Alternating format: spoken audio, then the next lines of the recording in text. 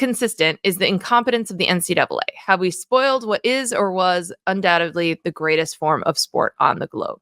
I'll let you start there. I always think back to the EA Sports, the video game, and the lawsuit that stopped the game. The Ed O'Bannon lawsuit, some of the other lawsuits of basically players saying, hey, our name, image, and likeness is being used. We would like to be paid for that. Ed O'Bannon did not want the game to go away. EA Sports wanted to pay the players. The NCAA said no. It fought hard against everything for a very long time until the money got so big so fast that judges and state governments realized what was going on, and the public, and everything is completely shifted. Now you have all these changes all happening all at once. If they had let the players have their video game money, let them have a slice of the television revenue that was coming in, I don't think a lot of these other changes would have happened. But they did. And so now you have NIL and transfers and all these different things happening all at once because lawsuits are involved in courts and attorneys general and all these types of things. And college football is kind of being torn apart as we know it. And I do think that is unfortunate because I do think college football was one of the most unique things in the entire sporting world. And that's why a lot of us like it. But it couldn't stay that way forever when the money was getting as big as it was. You had to give some of it to the players. And the NCAA would not allow that to happen. And so it ended up starting to crumble a bit here and there by being attacked by every angle. And so I understand why a lot of fans are upset about things. I understand why it's harder to get invested if a really good player on your team is going to be gone the next year, or if he gets bought by another team and stuff like that. And a lot of these things should have been allowed a long time ago. Players should have been allowed to make money and allowed to do different things, but they weren't. And now we kind of have what we have. So I think it really sucks for fans. And I don't think we talk about that part enough because I think that matters. That's what keeps the sport going. So, Lance, I completely feel where you're coming from. For me, the greatest era of college football was the mid 2000s. That's when I got into it. That was, I think, the height of the video game as well. That's kind of when I look back at it. That's the period I think of Vince Young, that type of stuff, that era, Tim Tebow. But it is a different game now. And I don't think it's going to go back to being that. And I think that is something being lost. But it's being lost because of leaders who kept their head in the sand forever and wouldn't let it change until change was forced upon them.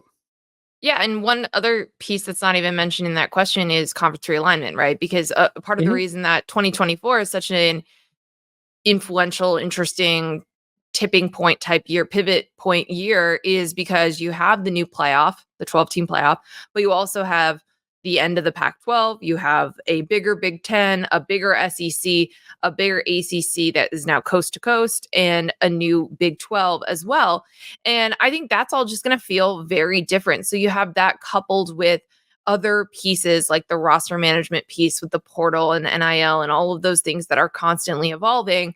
And it really does feel very different from how it used to be. And I think the biggest challenge moving forward, especially because, as you said, Chris, decisions are being made for leadership because you have different challenges in the courts and you have Congress potentially getting involved or not, or where they choose to get involved, the DOJ, the NLRB. Decisions are coming down for leadership, but you also just have this in-between period where we know that this is not what the business model will look like. We know that these things are going to change. So you also have this feels like you're waiting for the other shoe to drop, period. And I think that leads to some of this as well about just looking back in the glory days and how things used to be, because it's murky. It's constantly changing. No one knew that collectives were going to become part of this era, right? Someone just tried it and then it just kept happening. So then everyone made a collective and everyone started doing certain things a certain way.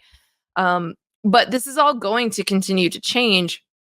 And who knows, maybe eventually, I keep putting this out into the ether and I hope eventually it happens. There's a regionalization of college sports at some point, even if it's not for football, even if it's for all the other sports, that you eventually do go back and play your regional rivals and, travel makes more sense, right? So this stuff is going to continue to evolve and decisions will continue to be made. But this is what happens when something that was, amateur, that was tied to college becomes a billion-dollar industry, right? Like this is just sort of where it is now. It wanted to be more national. It wanted to be bigger. It wanted to be a bigger business.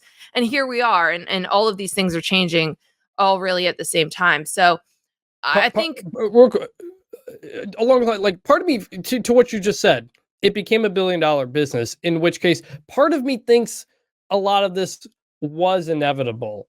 I think conference realignment as we've gone on was inevitable because the Big Ten and the SEC just have a lot more fans. They have a lot more people watch their games. And as a result, the TV companies are going to just pay them a lot more money and more than the other conferences. And then that divide financially was always going to happen. And when you become $1 billion business, you can't stick with amateurism, at least in the way you had it. And so things needed to change over time, and they wouldn't let it happen. And then it happened to them.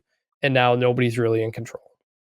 Yeah. And I'm not saying that these things are that the evolution of college sports is bad by any means. I know that it affects people's nostalgia and things like that. I also just think that in the question, about Saban and Harbaugh being gone, I mean, it's also the first time we've had this much coach turnover, teams that were in the playoff. We knew that Nick Saban was going to retire at some point, but it's still stunning to think about a college football world without him. Like some of those things are very unique and lead to that change and just sort of, oh my God, like what are we doing here? Because it is going to be hard to imagine the sport without its elder statesmen, without the GOAT there as well.